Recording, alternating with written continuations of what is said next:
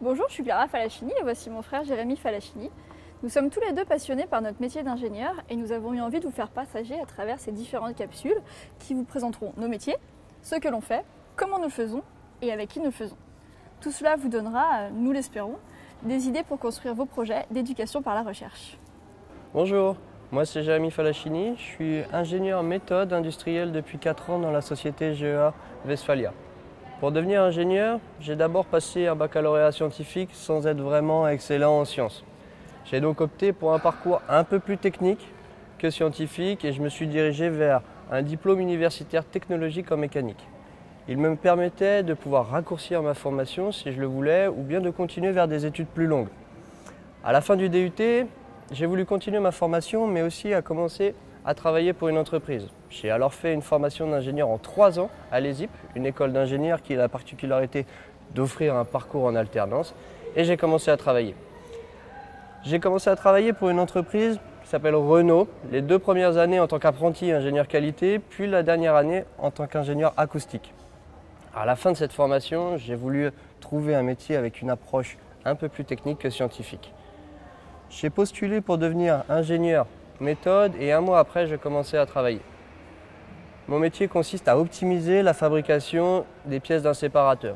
Un séparateur, c'est une machine qui permet de clarifier, séparer ou encore nettoyer un liquide. Nous jouons sur les densités des produits et la force centrifuge pour produire des machines qui serviront à séparer la crème du lait, la levure de la bière ou même les plaquettes du sang. Nous ne concevons pas les machines sur le site où je travaille. Nous recevons les plans et nous devons les fabriquer. Il faut trouver la meilleure solution pour réduire les coûts et assurer la qualité des produits. 2 ans après ma prise de fonction, je suis devenu responsable du service et je gère donc une équipe de 10 personnes qui écrivent les programmes pour les machines qui servent à fabriquer les séparateurs. Ils améliorent la production ou encore écrivent des modes opératoires pour assembler ces machines.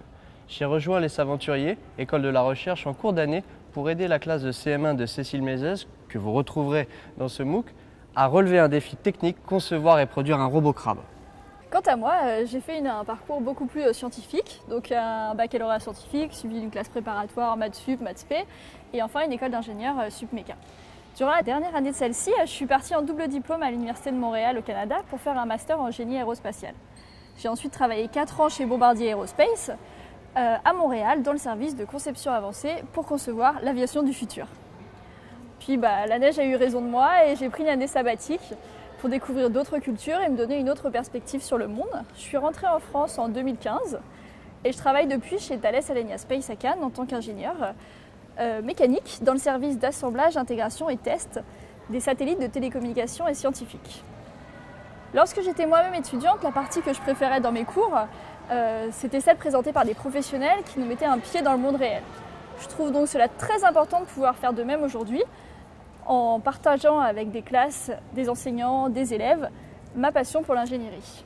Ainsi, depuis quelques années, je participe à la conception et ou la compétition de robots, avec des élèves allant de primaire au lycée.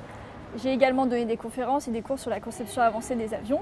Et bien sûr, depuis l'année dernière, je suis impliquée avec les Saventuriers, école de la recherche et une classe de 5e pour la conception d'une main robotisée. J'espère qu'avec cette expérience à partager et toutes ces idées, vous trouverez dans ces capsules des concepts intéressants qui vous motiveront à démarrer un projet d'éducation par la recherche.